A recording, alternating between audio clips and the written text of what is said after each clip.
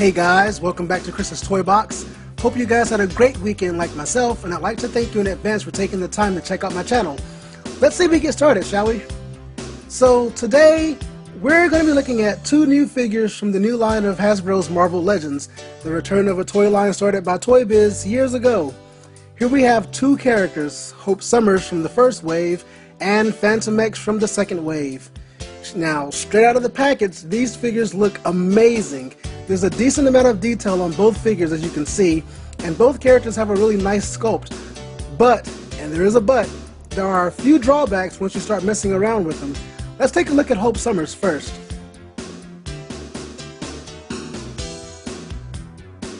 Hope is an amazing figure. I love characters that wear tattered up scarves, capes, or trench coats, and she has a really nice torn-up scarf around her neck, molded to look as if it was blowing in the wind, just like her Farrah Fawcett style hair. As far as the scarf goes, it's got some nice, paint apps on it, like it's been stained during battle, and a lot of nice folds and creases. It's made from a softer rubbery plastic, so it's a little flexible. Her costume is a nice dark green with some black wash to give it a little bit more definition, and almost has a metallic look to it. Her arm gauntlets are a nice metallic silver, and she's got these cloth bandages molded around her forearms, another thing that I love on comic book and cartoon and video game characters. Those same bandages also continue on her shins, as well as the silver shin guards and knee pads, which is really cool. Now, she also has this nice yellow pattern painted onto her costume that really makes it pop and stand out. And Hope also has one of the most beautiful face sculpts that I've ever seen in a female figure, and this may be the first time too, but that's just my personal opinion. She also comes with this futuristic cable style gun, which it's kind of hard to get her to hold it properly. Now for the articulation on Hope. Her head rotates left and right, but the cape does hinder it how far you can actually do so. But what person do you know that can actually turn their head a full 360 degrees that's not possessed? Her shoulders move in and out. They go up and down like normal. She bends at the elbows, and you can rotate her forearm gauntlets all the way around if you need to, as well as her wrists, which are kind of a bit hindered by the flap on the gauntlet, but it's not too bad. You can actually manage to get all the way around. Her wrist actually goes up and down because there's a little pivot right there. Let's see, what else is interesting about this character?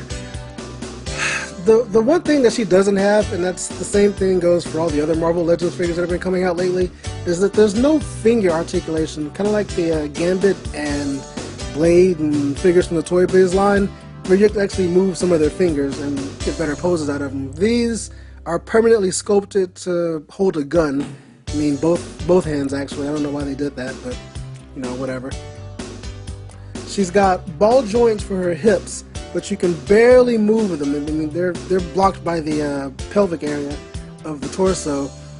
You can actually bend her at the knees. You can rotate her thighs, all the way around, both of them actually. You can bend her ankles up and down, and you can rotate her feet. But you cannot rotate her lower leg or her shin area. I don't know why they did that either. But, it's still a nice figure. Now, as awesome as this toy is, there are some issues. When you open Hope, you'll notice that she's permanently posed. I can't really do it right now because I don't remember, but her leg is sort of bent that way. And when you take her out of the package and try to stand her up, she just she falls over. I mean, no matter, you can mess with her legs and try to get her to stand still long enough, but eventually she's just going to fall over again. And that kind of bothers me. Now, you can fix that the same way you would fix like a rubbery weapon that you would get with the old 2003 Turtles figures, where if you put them in boiling water and let them get all loose and soft, you can actually straighten them out and then put them in the freezer and then take them out and they'll be fine. Stiff again. I need to do that with this figure too, so I can actually stand her up properly, because that really does bother me.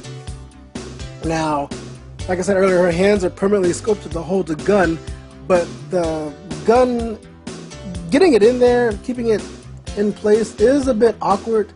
A lot of times it just falls out. So, that's a problem. But overall, she's a nice figure. Now let's move on to Fantomex. When I saw this guy in a Walmart on the side of town that I grew up on, I had to pick him up.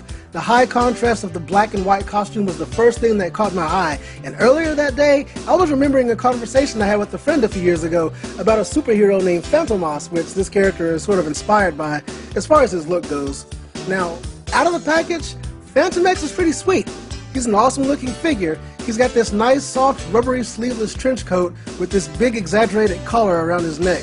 And that, you know, I love trench coats and scarves, like I said earlier, so I thought this would be, you know, the perfect figure on my shelf to go with, you know, my Gambit and my Blade, because those guys have awesome coats as well. But those guys actually have cloth and sort of a, you know, faux leather for the Blade figure for their coats. And, you know, I kind of wish they did that with this figure, but this is okay. I'm not too bothered by this. Now, he comes with two pistols, which look like a flat gray at first glance, but taking a closer look, you'll see that there is some black wash to give it some definition. You know, so it, like you can see it in the creases and the, you know, the crevices of the gun design, which is cool.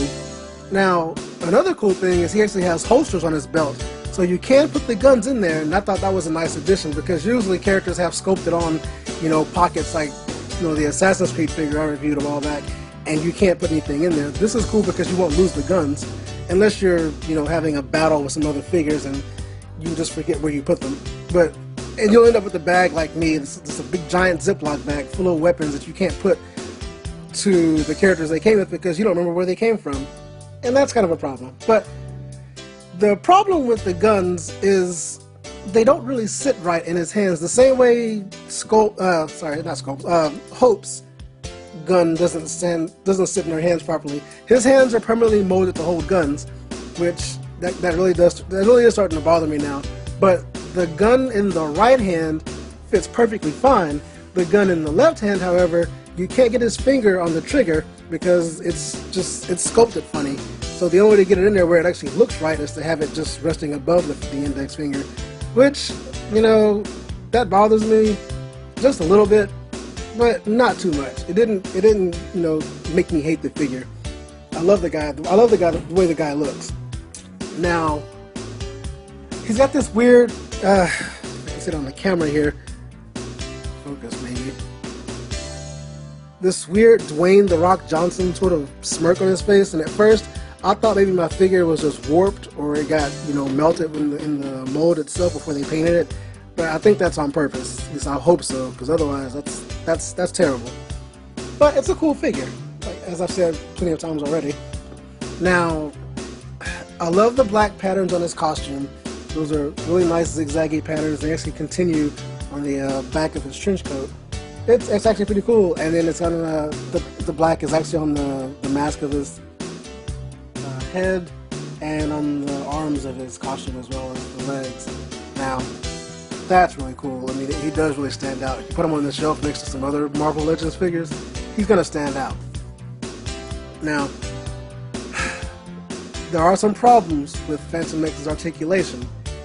Now, the figure itself, the mold, sort of harkens back to the original Toy Biz figures. In fact, his body sculpt reminds me a lot of the old Wonder Man and Captain Britain figures from back in the day. And, you know, that's a plus side because if you stand them next to those figures, you can actually see the similarities. As far as articulation goes, his head does go up and down, rotates fully 360 degrees. You can move his shoulders in and out barely, they're really stiff. But you can rotate his arms all the way around and they make this cool clicking noise. That's pretty cool. He has waist articulation. You can rotate his waist, but it's kind of hindered by the jacket here. And he does have the ab crunch, similar to the Matty Collector, you know, He-Man figure, so you can bend them that way if you need to. He has the same ball joints for his hips as Hope does, so you can't really move them, but you can rotate his thighs all the way around, and you can bend them at the knees. And he does not have any articulation right below his knee, so you can't rotate his boots, but you can rotate the feet, and you can bend them up and down at the ankles, but barely. Now, maybe it's just my figure, but when you lift up the holster on his leg here, or his thigh, you'll see there's this weird, I don't know if it shows up on the camera all that well, there's this weird pink spot, like a stain, like paint. I'm not sure what that is. It's actually on both legs, and I guess the thing is, you're not really going to see them unless you somehow tear off the holsters on the belt. But it does bother me, the fact that they didn't catch this before they put this in the package. That same pink stain is also on the inside of his coat. See, I don't know what that is. This isn't the first time that I've seen this in the figure. In fact, some of my Turtles figures have dark spots from the 2003 series that, you know, I can't even explain how they got there. They were that way when I opened them out of the package.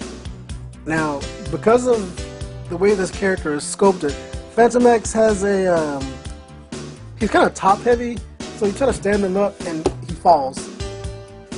The same thing with Hope, but hers is the fact that she was packaged, you know, posed funny. But you have to actually work with Fantomex to get him to stand up straight without falling over. So you can't really get any, you know, awesome poses out of him because, like I said, you can't bend him at the hip, which you would need to do to like get his legs to bend properly and back. But like I said, it's not a bad figure. It's hard to do anything with him, and that just looks awkward. But you know, he's an X-Men character. He's got the nice little X-Men symbol on his belt. I found out that he is sort of a mutant Sentinel human hybrid, which I think is pretty cool.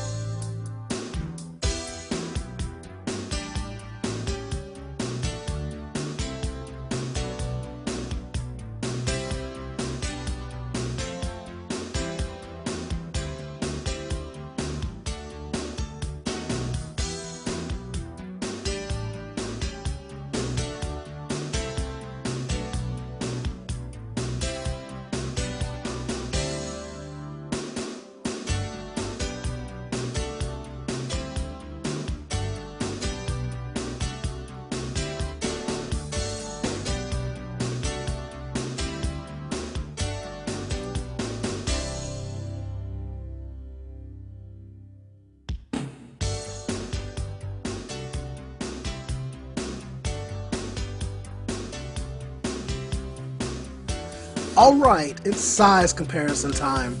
These new Marvel Legends are in the 6-inch scale, so they'll go perfectly with the figures from the original series, and they look rather nice together. They're smaller than the Matty collector figures like CHRiS here, and bigger than your standard 3 3/4 inch Thundercats figures like CHRiS.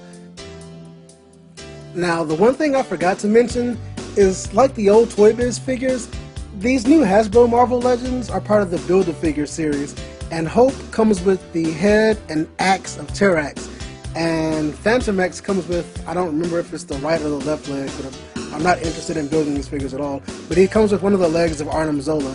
Now, I'm probably more than likely not gonna buy all the figures in each wave of these, you know, series, because I don't know too much about some of the characters that I've seen, and I'm not a big fan of some of those characters.